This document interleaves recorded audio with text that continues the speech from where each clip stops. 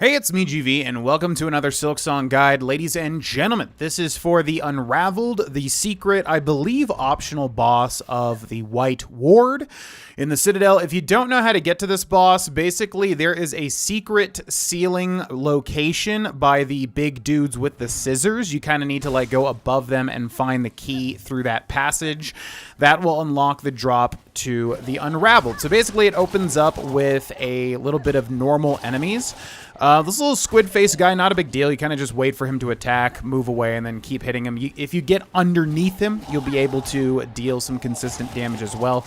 Then we have these kind of flingy fellas. Basically, they'll just lock onto your location and fling themselves around.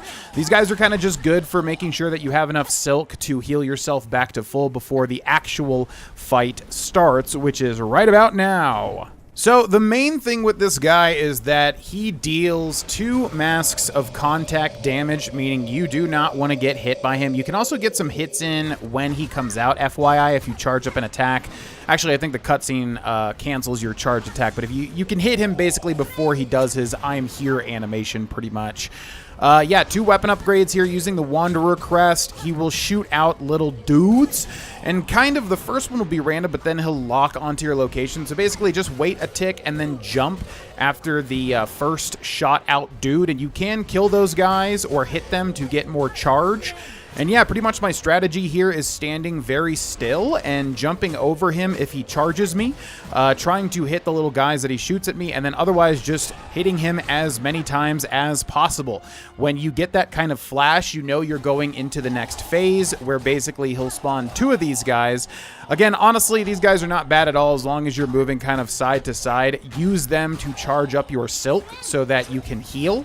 I'm also using the faster heal animation tool, which is very, very nice as well. I think I said, but 2 weapon upgrades here, not the 3rd. And now during this next part, he'll summon these little needles, and honestly, they're pretty easy to avoid, or these little arrows. Basically, as you can see, I just kind of move from side to side. If I see one of them is about to land on top of me, then I'll move, but outside of that, I'm not really too worried about them. You honestly have a lot of area to kind of not get hit by them. And outside of that, this really comes down to patience, because I just want to hit him as many times as I can, but you kind of have to wait to see if he's going to charge you, because if he does charge you, it's best to jump over him and then hit him at least once from behind. You can also use silk abilities and tools. I did not, however, because honestly, with 2 weapon upgrades and the Wanderer crest, it's really not that needed. You just get so many hits in. I think he goes through one more phase where basically the arrows will be faster, but again, compared to some of the other bosses, the arrows just are not as big of a threat. If you're kind of just keeping your side eye on them, and if they're like directly above you, making sure to just move literally a pixel to the left or to the right. I think that's what it is that they have such a skinny hitbox, they're not as big of a threat as other things like this. So anyways, that's really the fight. It has a lot of little phases and stuff, but ultimately the enemies he spawns are not that big of a deal, and he really just shoots dudes at you and then also will charge you. Nothing we haven't really seen before, so nothing insane. Now he's going to spawn more of these guys, and again, these enemies aren't that tough. I mean, honestly, if they wanted to toughen up this fight a little bit, they could have had more difficult enemies to deal with. Like, actually, I'm surprised they didn't add in those big guys with the scissors. That would have made this a lot harder.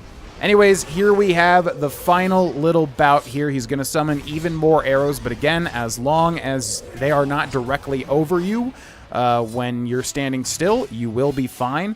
Outside of that, we're kind of just looking for the rumbling on the ground to see where he's going to come out. At this point, I know I can just face tank the dudes that he shoots anyway, so I'm choosing to just get as much damage as possible.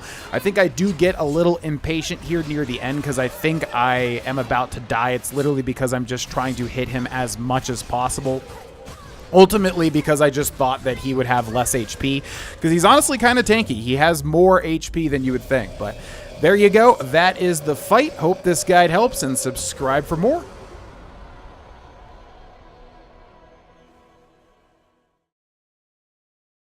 Hey, it's me, GV, and thank you for watching that video. If you would like to see more, there is a ton of bonus completed series and more to come on the Patreon right up here. Also, check out these videos. And then finally, if you would like to support this channel and become a member, you can do so by clicking join under the video, and you'll get early stuff. Thanks for watching, and I'll see ya in the next video.